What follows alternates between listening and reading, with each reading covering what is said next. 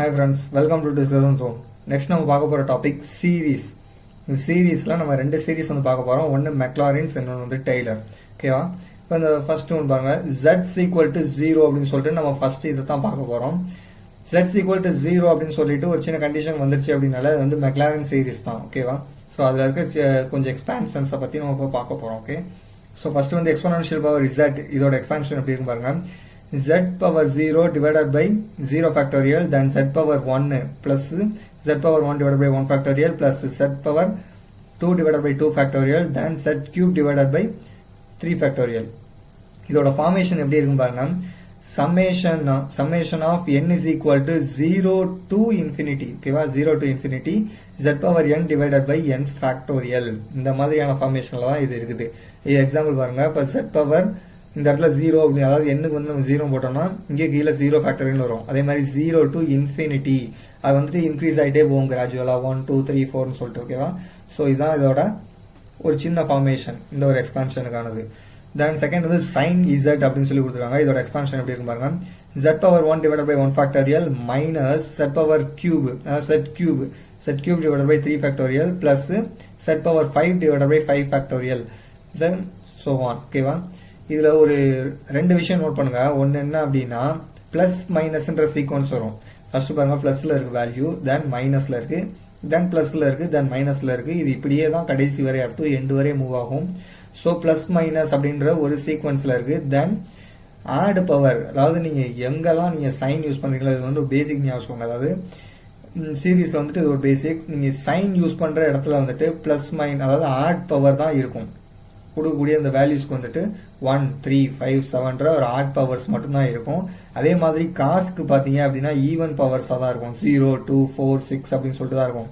இதோட காசோட ஸ்டார்டிங் வந்துட்டு 0லேருந்து ஸ்டார்ட் ஆகும். சைனுக்கு வந்துட்டு 1லேருந்து தான் ஸ்டார்ட் ஆகும். ஓகேவா? இந்த பேசிக் கண்டிஷன்ஸ், அதாவது இந்த எக்ஸ்பான்ஷன் தான் கொஞ்சம் ஈஸியாக ஞாபகம் வச்சுக்கோங்க. ஓகே, தென் இந்த காஸ்லையும் வந்துட்டு ப்ளஸ் மைனஸ்ன்ற சீக்வன்ஸ் வந்துட்டு வரும். ஓகேவா? ஸோ இது மட்டும்தான் இப்போதைக்கு இருக்கிற டிஃபரன்ஸு. சைனில் வந்துட்டு ஆட் பவர்ஸ் வரும், காசில் வந்துட்டு ஈவன் பவர்ஸ் வரும். இதை மட்டும் மைண்டில் வச்சுக்கோங்க. ஆஃப்டர் தட் இப்போ வந்துட்டு சைன் ஹைபர்போலிக், ஹார்ஸ் ஹைபர்போலிக். நம்ம சைன் மட்டும் தான் அங்கே பார்த்தோம், காசு மட்டும் தான் பார்த்தோம். தென் இங்கே வந்து ஹைபர்போலிக் எக்ஸ்ட்ரா வந்து நம்ம பார்க்க போகிறோம். அவ்வளோதான். சைன் ஹைபர்போலிக் இசட்னா Z power 1 divided by 1 factorial அதே வேல்யூஸ் தான். அதாவது சைன் இருந்துச்சு அப்படின்னா நமக்கான ஆட் பவர்ஸ் மட்டும்தான் இங்கே வரும் செட்டில். தென் நமக்கு அங்கேயும் இங்கே இருக்கக்கூடிய ஒரு சின்ன டிஃபரன்ஸ் என்ன அப்படின்னா, ஹைபர்போலிக் வந்தாலே அந்த ஓவர் எக்ஸ்பான்ஷன் ஃபுல்லாமே வந்துட்டு ப்ளஸில் மட்டும்தான் இருக்கும்.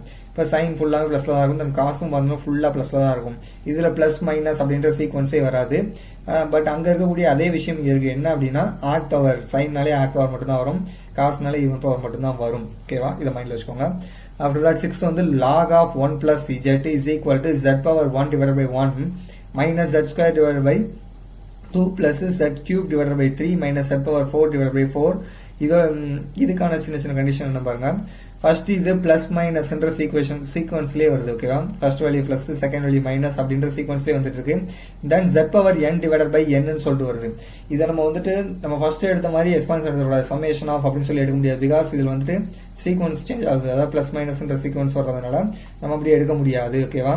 Z power n divided by n அப்படின்ற கண்டிஷன் எடுத்துக்கோங்க. நீங்கள் இங்கே மேலே என்ன போறீங்களோ அதான் டிவிஷன்லேயே வரணும். தென் n வந்துட்டு 1 2 3 அப்படின்னு சொல்லிட்டு தான் கிராஜுவலாக இன்க்ரீஸ் ஆகிட்டே போகுது. முக்கியமான விஷயம் 0 வராது, n நாட் ஈக்குவல் டு 0. ஓகேவா? இந்த ஒரு ஈக்குவேஷனுக்கான எக்ஸ்பான்ஷன் இது ஞாபகம் வச்சுக்கோங்க.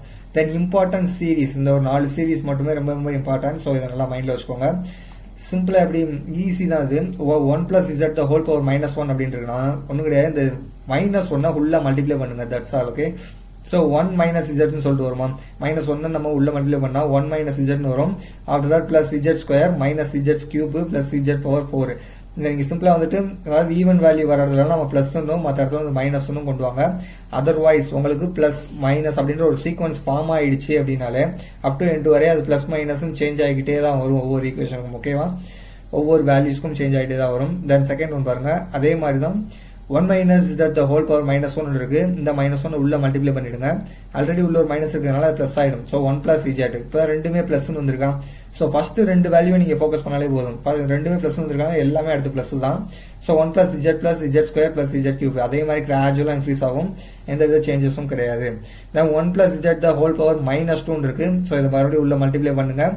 1 minus 2z சொல்லி வருமா, இந்த ப்ளஸ் வந்து மைனஸ் ஆகிடும். ஓகே, மைனஸ் 2z இது வந்து ப்ளஸ் மைனஸ்ன்னு இருக்குது. ஸோ அடுத்து வரக்கூடிய எல்லா வேல்யூவும் ப்ளஸ் மைனஸ்ன்ற சீக்வன்ஸில் தான் வரும்.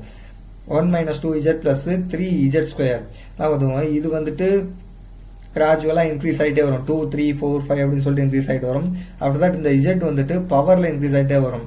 z பவர் 1 இருக்குது, தென் z power 2 and z power 3 அப்படின்னு சொல்லிட்டு இன்க்ரீஸ் ஆகிட்டே வரும். இந்த ரெண்டு விஷயம் ஞாபகம் வச்சுக்கணும். After that 1 minus z the whole power minus 2 அப்படின்னு இருந்துச்சுன்னா அந்த மைனஸ் 2 உள்ள மல்டிப்ளை பண்ணுங்க. ஆல்ரெடி மைனஸ் இருக்கிறதுனால ப்ளஸ் ஆகிடும். ஸோ 1 plus 2z இதில் ரெண்டுமே ப்ளஸ்ன்னு இருக்கனால அடுத்து வர்ற வேல்யூ எல்லாமே ப்ளஸ் தான். தென் நம்ம மேலே பார்த்தா அதே வேல்யூஸ் தான். அதே மாதிரி 1 plus 2z plus 3z square plus 4z cube இதே மாதிரி தான் மூவ் ஆகிட்டே இருக்கும். ஓகேவா? தென் டெய்லர் எக்ஸ்பான்ஷன் வந்துட்டு z equal to a அப்படின்ற ஒரு சின்ன கண்டிஷனில் இருக்குது. z equal to a அப்படின்னா என்ன மீனிங்? ஏன்றது வந்துட்டு சம்வாட் ஏதோ ஒரு கான்ஸ்டன்ட் வேல்யூ. ஆனால் முக்கியமான விஷயம் வச்சுக்கோங்க, அந்த a வந்துட்டு கண்டிப்பாக ஜீரோவாக இருக்கக்கூடாது. பிகாஸ் a ஜீரோ ஆயிடுச்சு அப்படின்னா z equal to 0 வந்துடும். z equal to 0 வந்துடுச்சுன்னா அது வந்து மெக்லாரின் சீரிஸ். நான் ஆல்ரெடி உங்களுக்கு எக்ஸ்பிளைன் பண்ணும்போது சொல்லியிருந்தேன், z equal to 0 அப்படின்னு இருந்துச்சுன்னா அது மெக்லாரின்ஸ் அப்படின்னு சொல்லி கன்சிடர் பண்ணிக்கணும். தென் z equal to a அப்படின்னு இருந்துச்சுன்னா அதை டைலராக கன்சிடர் பண்ணிக்கோங்க. z equal to a னா ஒன்றும் கிடையாது, அந்த ஏவுக்கு சம்வாட் ஏதோ ஒரு கான்ஸ்டன்ட் வேல்யூ இருக்குன்னு அர்த்தம். ஓகேவா? இதோட எக்ஸ்பான்ஷன் எப்படி இருக்கும் பாருங்க. f of z is equal to f of a into z minus 0 the whole power 0 divided by 0 factorial plus f dash of a the whole power f dash of a and z minus a the whole power 1 divided by 1 factorial plus f double dash of a z minus a the whole square divided by 2 factorial plus so on. ஓகேவா? இதுக்கப்புறம் வர்ற values எல்லாமே இந்த மாதிரி தான் கிராஜுவலாக increase ஆகிட்டே போகும். அதுக்கு ஒரு சின்ன ஒரு ஃபார்மேஷன் பாருங்க. f power n into a into z minus a the whole power n divided by n factorial. இந்த ஒரு ஃபார்மேஷன் நீங்கள் வச்சிட்டிங்கன்னா அப் டு எண்டு வரைய நீங்கள் இதையே கொண்டு போகலாம். ஓகேவா? எந்த வித கன்ஃபியூஷன்ஸும் வராது. இப்போ அந்த எண்ணுன்ற இடத்துல வந்துட்டு ஃபஸ்ட்டு 1 அப்ளை பண்ணோம் அப்படின்னா இருக்க எல்லா இடத்துலையுமே நம்ம 1 அப்ளை பண்ணணும். தென் இதில் 2 அப்ளை பண்ணால் இங்கே இருக்கிற எல்லா வேலையிலுமே 2 அப்ளை பண்ணணும். இவ்வளோதான் சிம்பிள் மேட்டர். நீங்கள் அப் டு எண்டு வரை இதையே நீங்கள் கொண்டு போகலாம். இந்த f of a into z minus 0 the whole power 0 divided by 0 factorial எப்படி சேஞ்ச் ஆகும் அப்படின்னா f of a மட்டும் சேஞ்ச் ஆகிடும். பிகாஸ் இதோட டோட்டல் வேல்யூ 1. எப்படி 1ன்னு சொல்கிறோம்னா இந்த 0 ஃபேக்டர் கீழே 0 இருக்குது. ஸோ இது 0 அப்படின்னா 1/0 வந்து இன்ஃபினிட்டி அப்படின்னு நீங்கள் எடுத்துக்கூடாது. 0 ஃபேக்டோரியலோட ஆக்சுவல் வேல்யூ வந்துட்டு 1. ஓகேவா? இது மைண்டில் வச்சுக்கோங்க. 0 ஃபேக்டரோட ஆக்சுவல் வேல்யூ 1. ஸோ அப்படி எடுத்தோம்னா இதோட வேல்யூ டோட்டல் வேல்யூ 1ன்னு சொல்லிட்டு வரும். ஓகேவா? ஸோ f of a சொல்லிட்டு இருக்கும். இதுதான் வந்துட்டு ஒரு சிங்கிள் எக்ஸ்பான்ஷன் தான். இதுக்கு வேற எந்த விதமான எக்ஸ்பான்ஷனும் கிடையாது. இதை மட்டும் தான் டெய்லர் சீரிஸ்னு வந்தாலே நம்ம இந்த ஒரு எக்ஸ்பான்ஷன் மட்டும் தான் ப்ராப்ளம்ல யூஸ் பண்ணுவோம். ஓகேவா? தென் ஒரு எக்ஸாம்பிள் ப்ராப்ளம் பாருங்க. டெய்லர் சீரிஸ்க்கான example. f of z is equal to sin z expand as Taylor series around z equal to pi/4. அவங்களே வந்து டெய்லர் சீரிஸ்னு கொடுத்துட்டாங்க. கொடுக்காத பட்சத்தில் நம்ம எப்படி ஃபைண்ட் பண்ணணும் அப்படின்னா z equal to pi/4. pi/4ன்றது வந்துட்டு ஏன்ற ஒரு சம்வாட் ஒரு கான்ஸ்டன்ட் வேல்யூ. ஓகேவா? ஸோ அவங்க சொல்லியிருந்தோம் இல்லையா, z equal to a அப்படின்னு இருந்துச்சுன்னா அதை நம்ம டெய்லர் சீரிஸாக கன்சிடர் பண்ணணும். z equal to 0 இருக்கக்கூடாது. அதான் வந்து டெய்லர் சீரிஸ். ஓகேவா? ஸோ இப்போ f of z வந்துட்டு sin z அவங்க கொஸ்டினில் கொடுத்துருக்க எடுத்துருக்கேன். f of z வந்துட்டு sin zன்னு சொல்லி எடுத்துருக்கேன். இது அனாலிட்டிக் ஃபங்க்ஷன் அப்படின்றத நம்ம ஃபஸ்ட்டு கன்சிடர் பண்ணிக்கணும். இது அனாலிட்டிக் ஃபங்க்ஷன் தானா அப்படின்றத வந்துட்டு நம்ம ஷுவராக எடுத்து வச்சுக்கணும். ஸோ அனாலிட்டிக் ஃபங்க்ஷன் எப்படி வந்து நம்ம செக் பண்ணுறது அப்படின்றத நான் ப்ரீவியஸ் வீடியோவில் இது முன்னாடியே சொல்லியிருக்கேன் நிறைய. ஸோ அந்த பேசிக் வீடியோஸ் எல்லாம் நீங்கள் பாருங்கள். காம்ப்ளெக்ஸ் வேரியபிள்லேருந்து எடுத்து பாருங்கள். அது புரிஞ்சால் மட்டும்தான் இது உங்களுக்கு புரியும். ஓகேவா? நான் ஃபர்தராக எக்ஸ்பிளைன் பண்ண விரும்பல. செகண்ட் வந்துட்டு டெய்லர் சீரிஸ் அந்த எக்ஸ்பான்ஷன் எடுத்து இங்கே எழுதிக்கிறோம். f of z is equal to f of a plus z minus a divided by 1 factorial f dash of a அந்த எக்ஸ்பான்ஷன் அப்படியே எடுத்து இங்கே எழுதிக்கிறேன். எழுதிட்டு இதில் நம்ம ஃபைன் பண்ணுற விஷயத்தை பாருங்க. f of z is equal to sin zன்னு சொல்லி எடுத்து வச்சிட்டேன். அதை நம்ம இங்கே அப்ளை பண்ணிடலாமா? அதாவது இந்த ஏன்ற இடத்துல நம்ம zன்னு அப்ளை பண்ண போகிறோம். ஓகேவா? Because z is equal to a அந்த ஏவோட வேல்யூ தான் என்னது pi/4. ஓகே நம்ம f of z is equal to sin zன்னு சொல்லி எடுத்துருக்கேன். இப்போ நமக்கு தேவை f dash of a ன்னு சொல்லியிருக்கா. So f dash of z நமக்கு தேவை. sin z நம்ம டிஃபரன்ஷியேட் பண்ணால் cos z. Then f double dash of a சொல்லிட்டு இங்கே இருக்குது. தென் f double dash of z நான் ஃபைன் பண்ணுறேன்.